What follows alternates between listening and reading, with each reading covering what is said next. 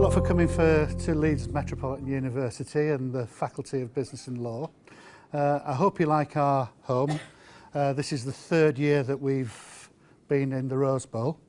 As you can see from the slide, my name is Robert Teal. I actually lecture in corporate strategy, enterprise type subjects. Quite happy to talk about all things Faculty of Business and Law, but when we go outside of the faculty, my knowledge might be getting a little bit thin, so I might call on Andrew to help us if the questions go outside of the faculty. Quite happy for you to stop me at any point and ask the question. Don't wait until we've forgotten and what have you, so just stop me if you want me to elaborate on something.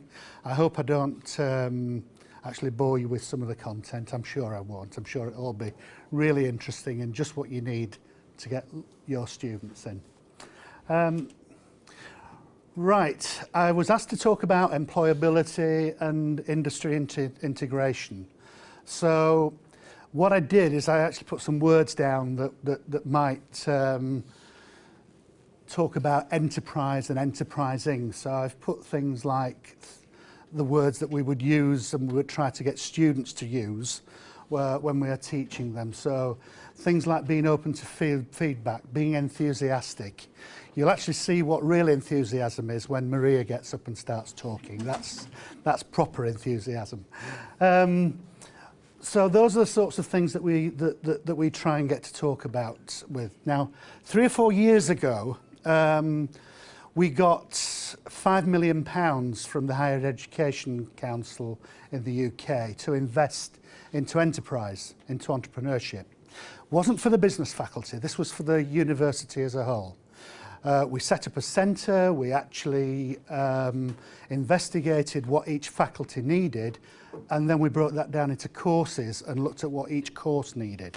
So even if you do a nursing course in Leeds Metropolitan University, it's had that investment in it and it's had that internal enterprise that nurses need.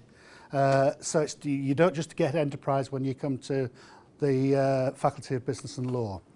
I said earlier that it was £5 million. I think Maria, who you'll be seeing next, I think she got 4.5 million of it. And she actually wrote quite a lot of the content for the other faculties and produced a little booklet and all sorts of things to go with it. So if you want to stop her afterwards and ask about some more of that detail, then by all means do so. But the reason I mention it is that it is embedded in everything that we do, enterprise employability. Part of that also comes with digital literacy. And we have to make sure that we know what industry is using for their software, and it doesn't matter what course you're going on. If you're studying, and I will go out of the faculty now, if you're studying on one of our graphics design media programs in computing, we will be using the industry standard software and we'll be teaching the students to use it. If you're in business, then we'll be using the business software. Not just the usual Microsoft bits and bobs, but the accounting software that people use, the project management software that is used in industry. So we'll be making sure that we train them to use what they're using now in industry. We always try to have the latest version. We may be 12 months, 6 months behind if we're testing the things to make sure that we're happy with them. So what we do is we try and use so that when they've got a seamless transition from coming out of education and into work. We also look at this globally. We do realise that different countries have different systems. So we try to make sure that we are doing our research, and when we put our programmes together, we are looking at where the students are coming from. And having put a few of our master's programmes together, I can tell you get a real grilling. It's like we have to justify why we're putting this course. And part of that grilling is about the research that we've done for the content. And the people sat opposite us when we're trying to justify a course will take us through the ringer on exact content, on the software that we're using, and this type of thing. And you can come out of it feeling very, very uncomfortable, but having done a good job because you have done your research properly. If you don't do that, the course doesn't get approval. And then we have an ongoing engagement with it. Okay, the programs that we put forward are very often designed with industry in mind. So we are one of the universities that has an awful lot of vocational programs. And those programs, part of the exit qualification that you will get, will be membership of a professional body. Where we have those bodies, and we're looking here at the Chartered Institute of Management, Marketing, we've got a couple of accountancy qualifications there, personal development, the HR one, we've got PR, and we've got some operations management type things with purchases and supply chain. Where the industry is specifying something that needs to be taught for membership, that overrides anything that we've got and any content we want to put on it. So let's say with the CIPD, the HR one, if they say that for every point, so a master's degree is 180 points in the UK, for every point we should be proving 10 hours in this university. If CIPD say that's 15 hours contact, we bow to it. And the learning outcomes on every module, if the CIPD insist on something, we bow to it.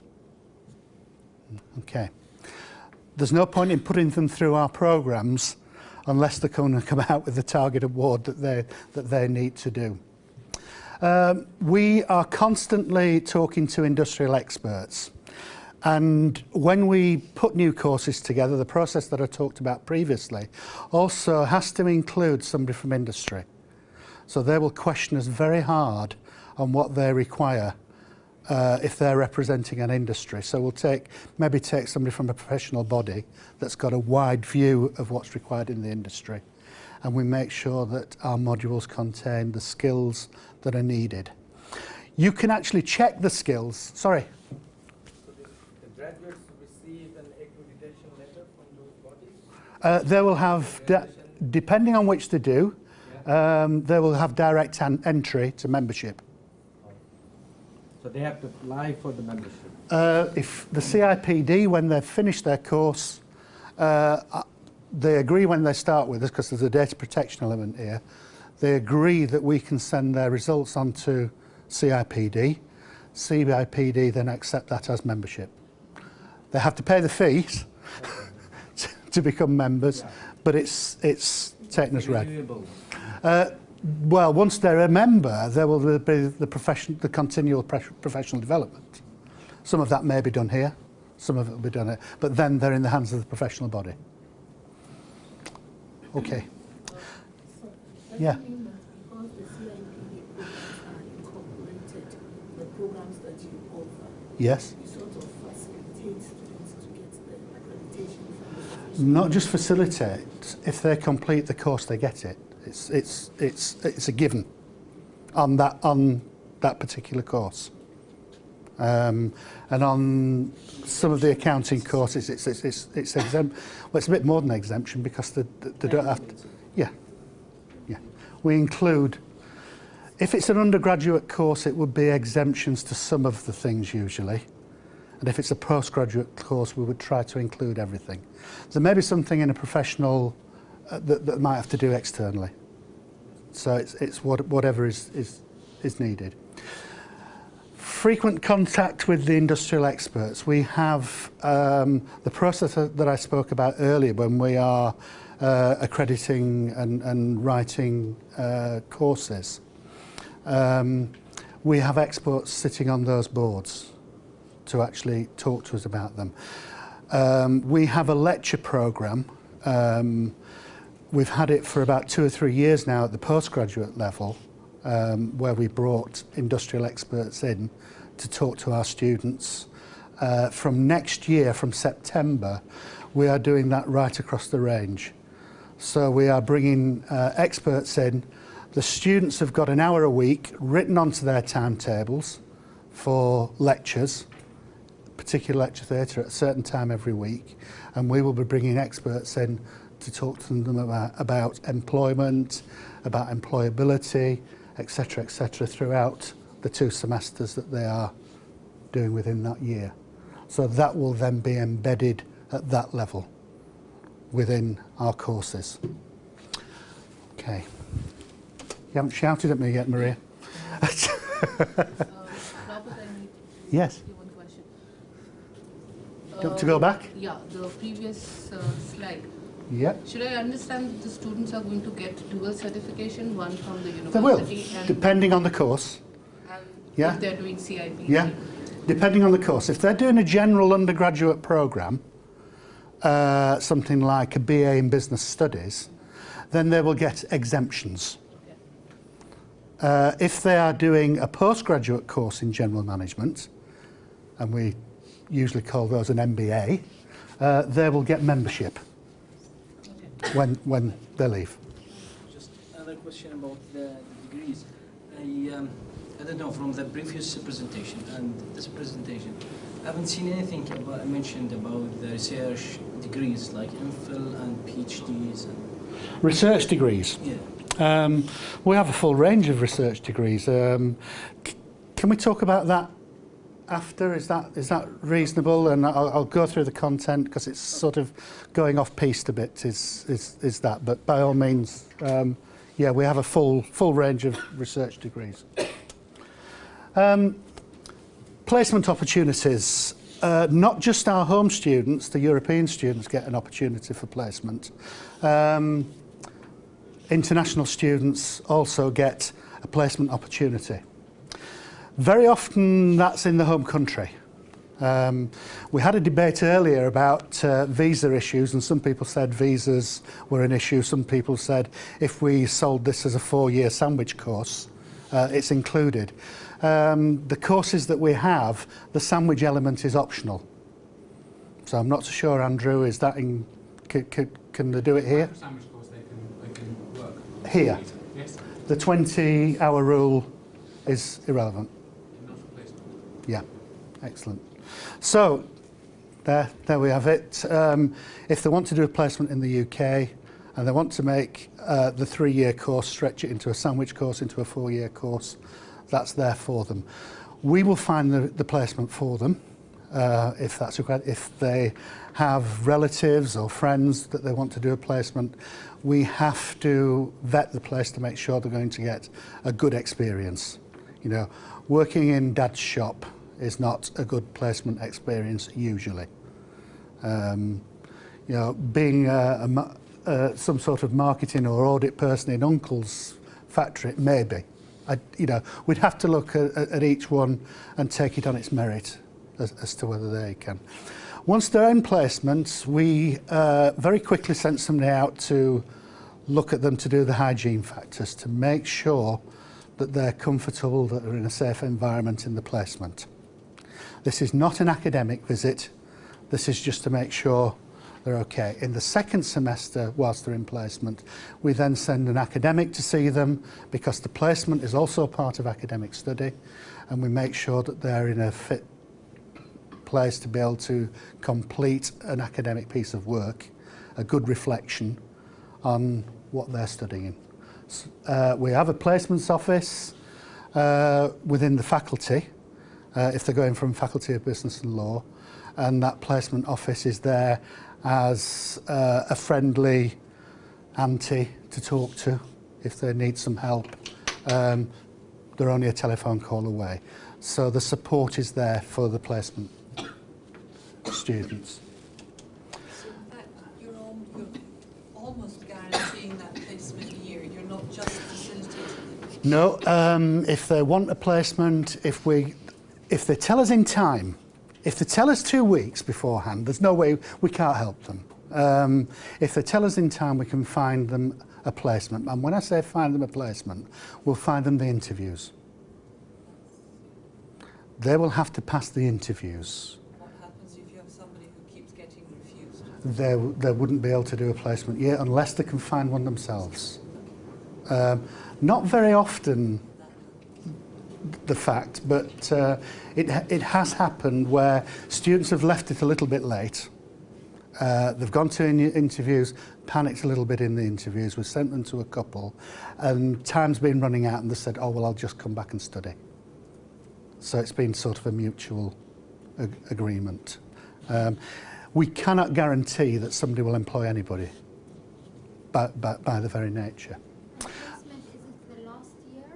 It's between the second and third years, so between H5 and H6, usually within this faculty. Okay, the sorts of job titles that they get as placements I took at random out of the placements office. Those are the sort of things they get. And those are the sorts of places that we send them to. So quite a few of the top businesses in the UK and top businesses in the world.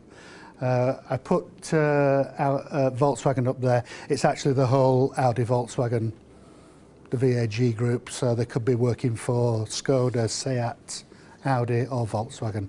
And we have quite a lot there. And the same with the other places.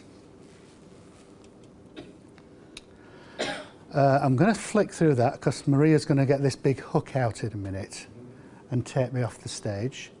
I've talked a little bit about guest speakers, but what we're trying to do is we're trying to get the top companies in the UK to come along and do those guest speakers.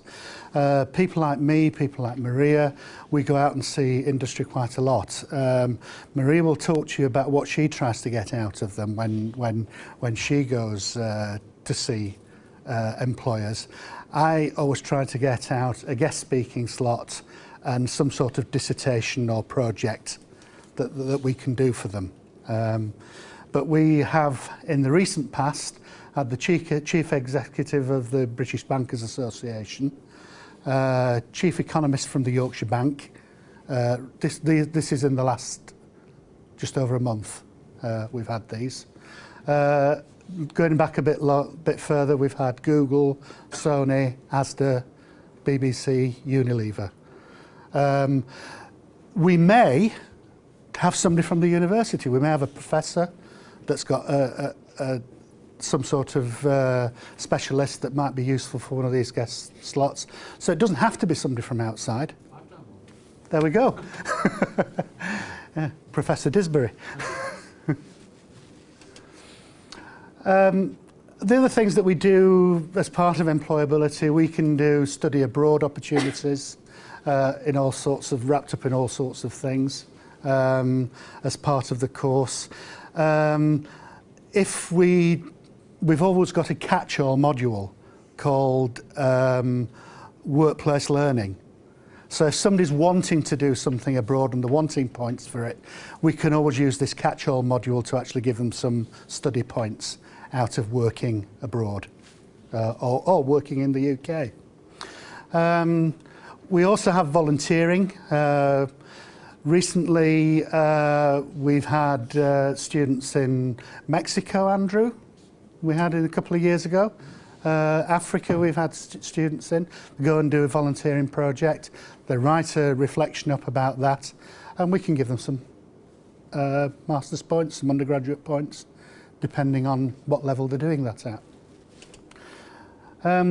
Consultancy project, and I'll talk a little bit because this is quite useful for work, for getting some work experience. At undergraduate level, most of the courses in the business school have a compulsory consultancy project.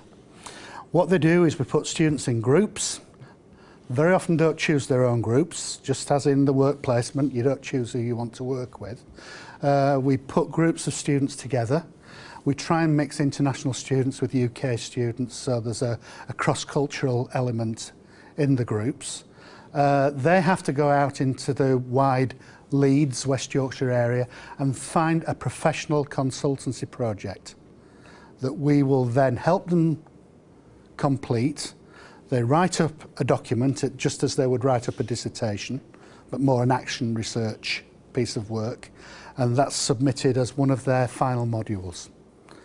So they get some good research skills in there, they get some working skills in there, and they get a lot of exposure to employers. And that's one of the best modules, I think, to actually prepare students for the real world. That was taken on by Maria into a consultancy project, and we've now got on the undergraduate son of, and its father of on the MBA, and they have beefed this one up. It's out and out professional consultancy that these students are doing at MBA level, and I'll let Maria talk a little bit more about that. I won't take all her time up. What we also do, IBM put together a business simulation. It's quite expensive, so we can't put all our students on it, but most years we have 6 teams on the IBM Sim Challenge. We coach them to try and help them, and they are up against very often Russell Group universities who can afford, who have some research money that they can throw into this. And unsurprisingly, our students do very well against them.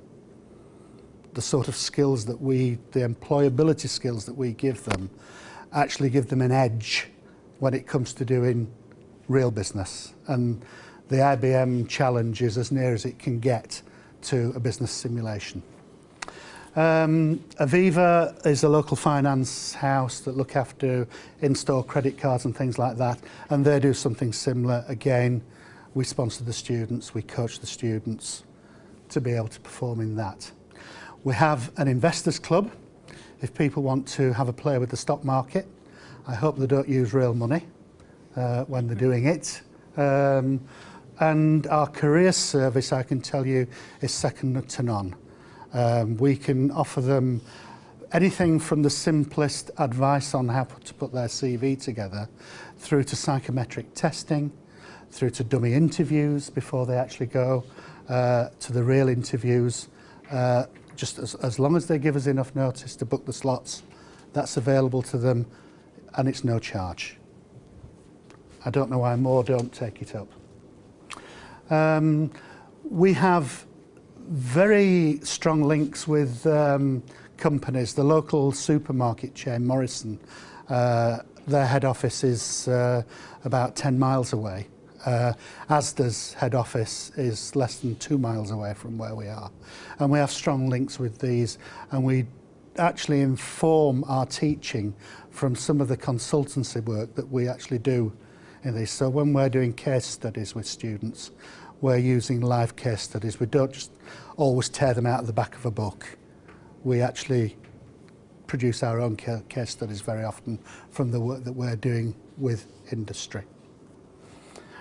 If you look at our alumni news, you will see quite a lot of our students go on, and I'm not going to steal Maria's thunder because she'll talk about where some of our MBA students go to, and I think that's quite interesting. But before I hand over to Maria, are there any particular questions that you'd like me to answer on employability? Is there something I've not touched on?